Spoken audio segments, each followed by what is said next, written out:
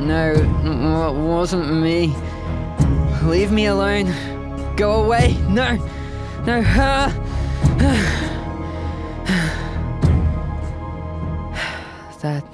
That horrible dream again. Why do I keep on having nightmares? Do dreams mean anything? Why can't I have a nice dream about something good happening to me?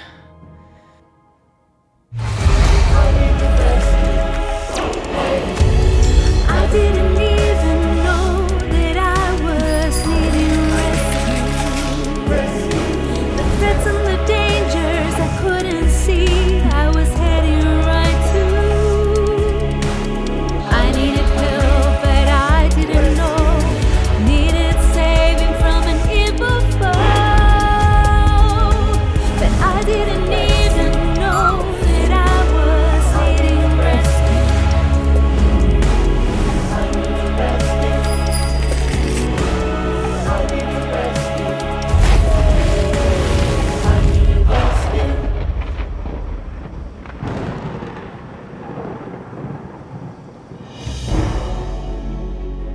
Oh no, it's raining again. How disappointing. Looks like our bike ride won't happen this afternoon.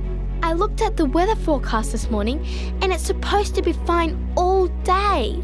It doesn't look like their prediction was very accurate then. According to the forecast, it is also supposed to be sunny all weekend.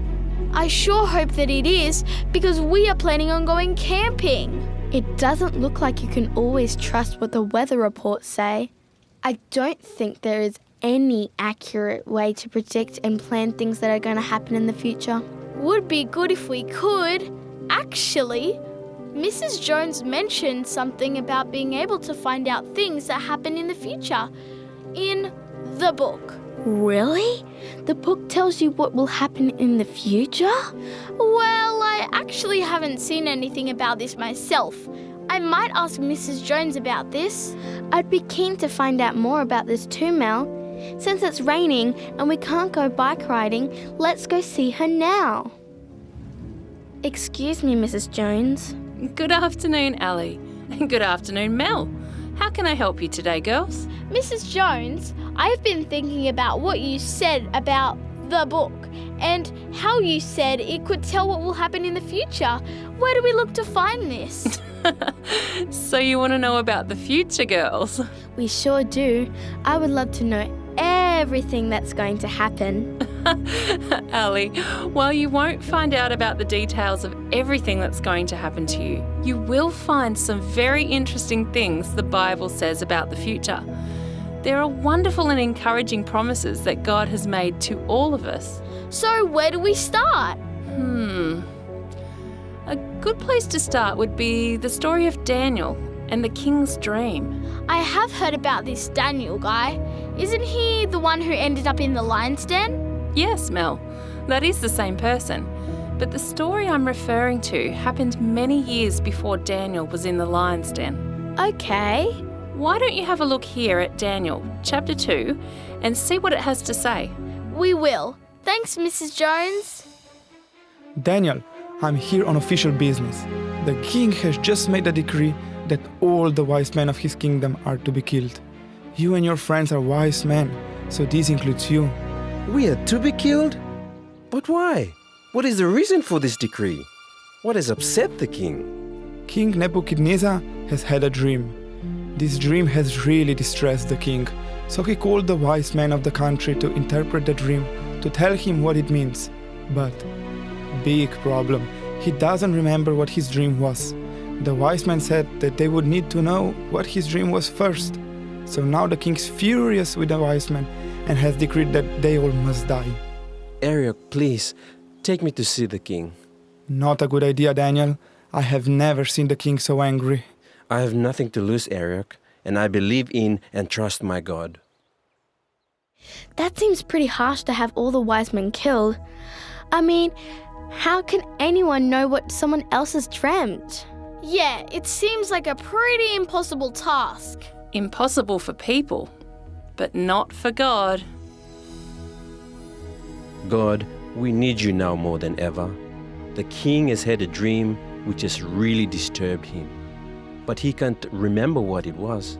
Now King Nebuchadnezzar has decreed that all the wise men of the country are to be killed because none of them could tell him what he dreamt. I have been to see the king, and he has given me some time to ask you, God, to reveal the dream and its meaning. I leave my life in your hands, God.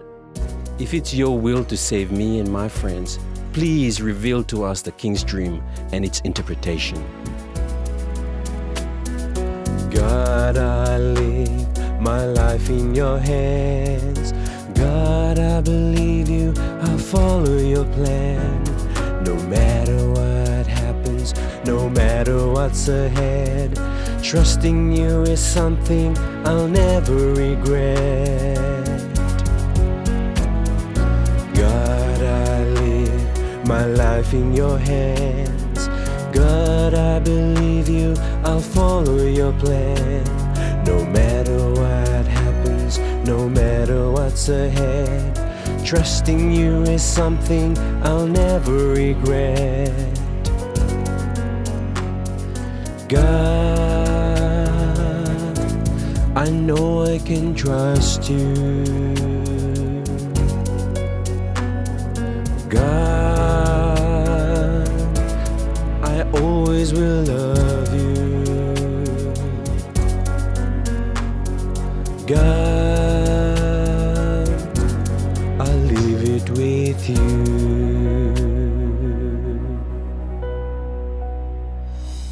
Daniel totally trusted God with his life.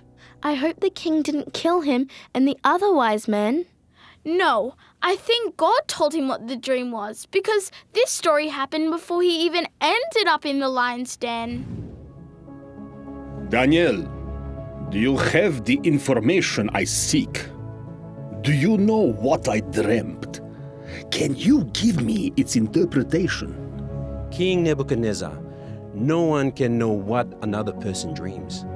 But there is a God in heaven who knows all secrets. He is giving you this dream so that you will know what is going to happen in the future. And God has revealed to me your dream and its meaning. So tell me, Daniel, what did I dream? In your dream, O king, you saw a huge image, a massive statue. This statue had a head of gold, its breast was made of silver, the belly and thighs of brass, its legs were of iron, and its feet were made partly of iron and partly of clay. Yes, this is what I saw. But something else happened. Just can't remember. Then you, O king, you saw a stone that was cut out without hands. This stone struck the feet of the image, and then the iron, the clay, the brass, the silver, and the gold were all broken into pieces. The wind carried all the pieces away. Then the stone which had destroyed the image became a mountain which filled the whole earth. Ah, that's it. That is what I dreamt. It disturbed me greatly. But what does it mean? King Nebuchadnezzar, the King of Kings, the God of the universe, has given you this kingdom of Babylon. Babylon is powerful and strong, and it is the head of gold on the statue. Yes, my kingdom is powerful and strong. But after you, another kingdom will rule the earth. It will not be as strong as yours. That is why it is made of silver. Then a third kingdom of brass will rule the world, followed by a kingdom of iron. Then a divided kingdom made of partly iron and partly clay. This kingdom will be partly strong and partly broken. And in the days of this kingdom, the God of heaven will set up his kingdom, which will never be destroyed. It will stand forever. The stone cut out of the mountain without hands broke the iron and clay kingdom apart. God has made known to you, O king, what will happen in the future. Daniel, it is true what you say. Your God is a God of gods, Lord of kings, and revealer of secrets. Because of this, your life and the lives of all the wise men will be spared. Daniel totally trusted God, and God revealed to Daniel King Nebuchadnezzar's dream and its meaning. That's really interesting, Mrs. Jones. King Nebuchadnezzar had a dream, but he couldn't remember anything he had seen. So Daniel asked his God to help him out. The dream foretold the future, that's what it was about. King Nebuchadnezzar had a dream, but he couldn't remember anything he had seen. So Daniel asked his God to help him out. The dream foretold the future, that's what it was about. King Nebuchadnezzar had a dream, but he couldn't remember anything he had seen. So Daniel asked his God to help him out. The dream foretold the future, that's what it was about. The dream foretold the future, that's what it was about. The dream foretold the future, that's what it was about.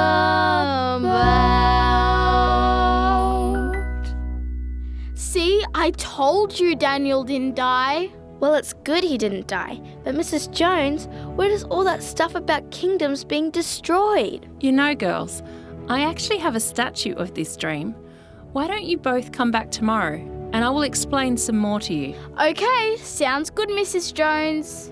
Hey, look, Mel, it stopped raining. Maybe we can still go bike riding. See you tomorrow, Mrs. Jones.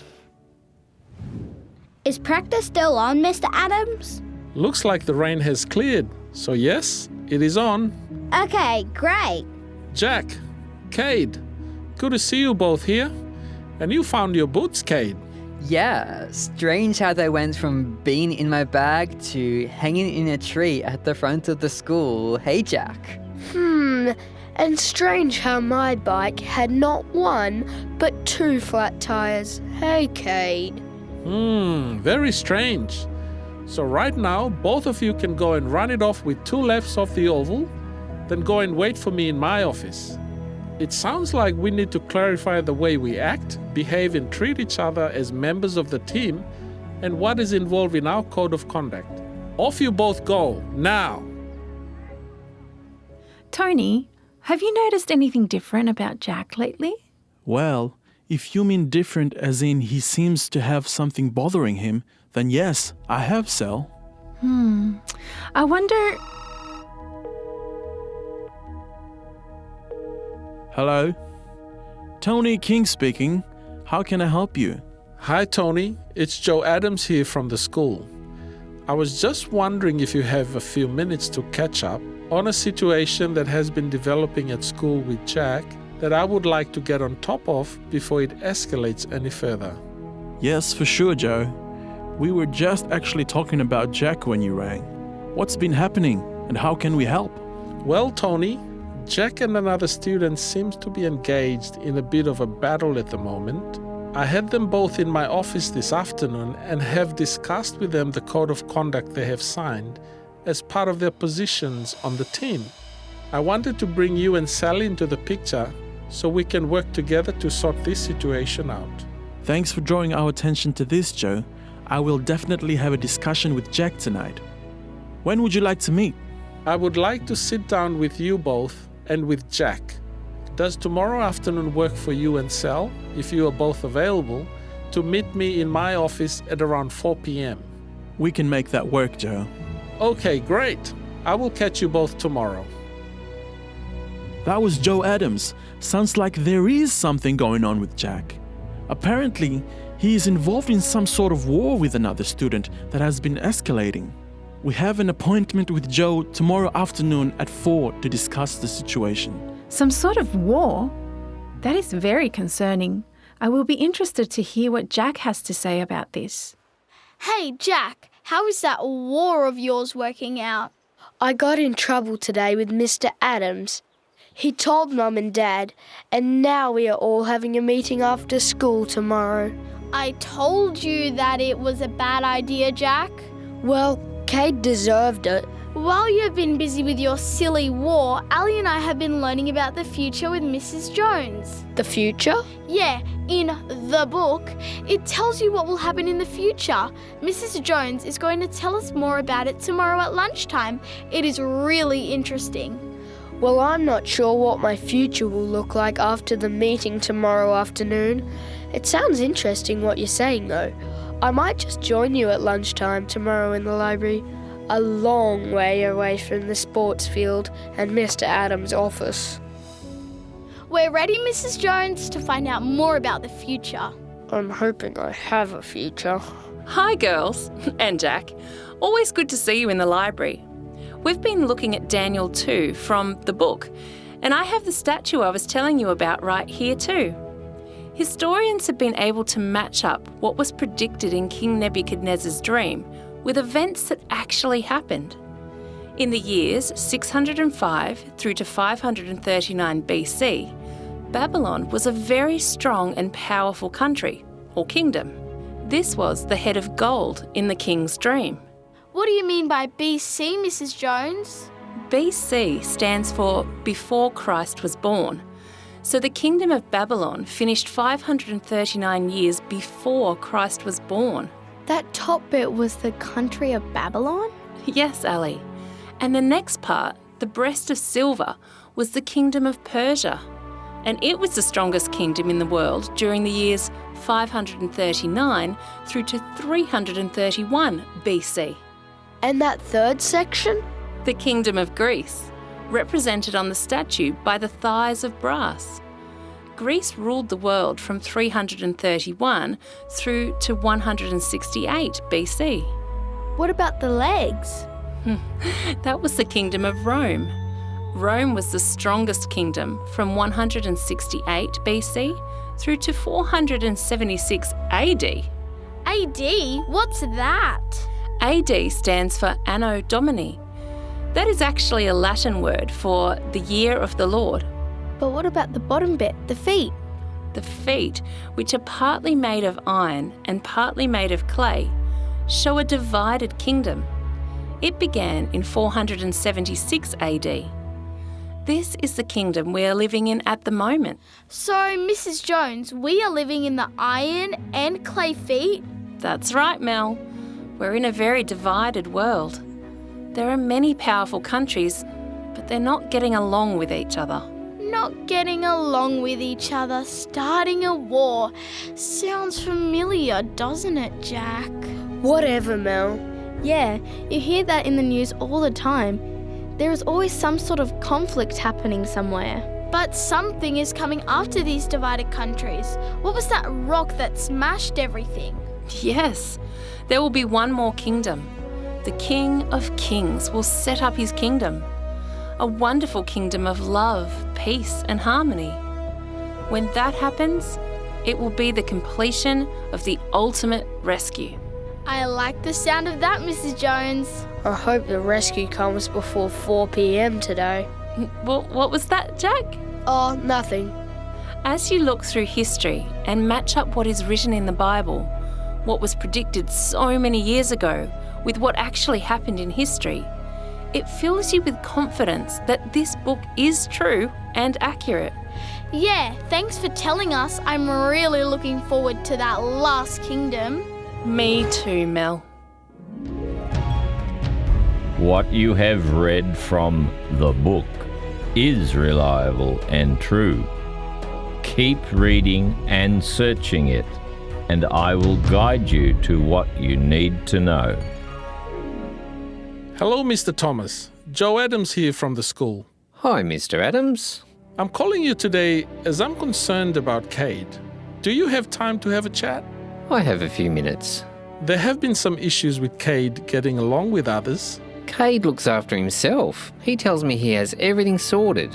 Kade is strong and determined, but some of the choices he has been making are not leading to good outcomes. Mr. Adams, I don't know how I can help you. Kade is Kade. If you can get through to him, good luck to you. He might listen to you. He doesn't seem to listen to anyone else. I can see so much potential in Kade, and I would like to work with you to help Kade. Sure. Let me know if there's anything I can do. Thanks for taking an interest in the boy. He sure needs someone to believe in him.